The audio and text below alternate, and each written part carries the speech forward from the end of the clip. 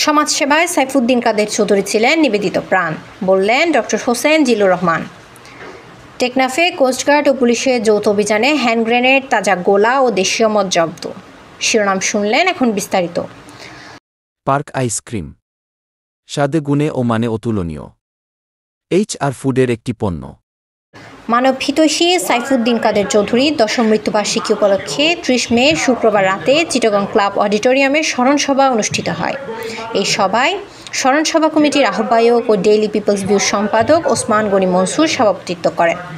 স্মরণসভায় প্রধান অতিথি ছিলেন ব্র্যাক চেয়ারম্যান, সাবেক তত্ত্বাবধায়ক সরকারের উপদেষ্টা ডক্টর হোসেন জিল্লুর রহমান।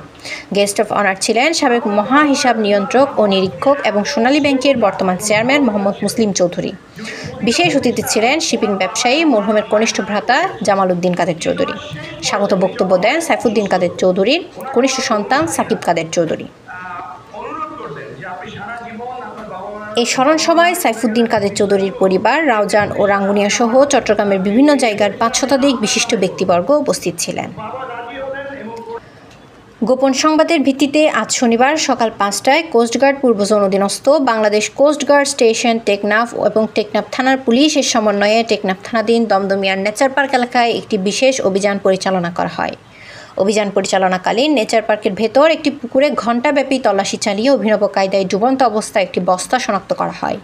পরবর্তীতে ওই বস্তাটি উদ্ধার করে তল্লাশি চালিয়ে বস্তা হতে 10টি হ্যান্ড গ্রেনেড, 10টি হ্যান্ড গ্রেনেডের ডেটোনেটর, পুলিশ পুকুর পাড়ে বিক্ষিপ্ত অবস্থায় পড়ে থাকা 27 রাউন্ড রাইফেলের গোলা এবং 2 রাউন্ড পিস্তলের গোলা এবং 2 লিটার দেশীয় বাংলা মদ জব্দ করা হয়।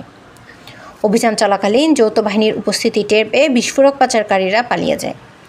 শনিবার 31 মে 2025 তারিখে দুপুরে কোস্টগার্ড মিডিয়া কর্মকর্তা লেফটেন্যান্ট কমান্ডার হারুনুর রশিদ এই তথ্য জানান।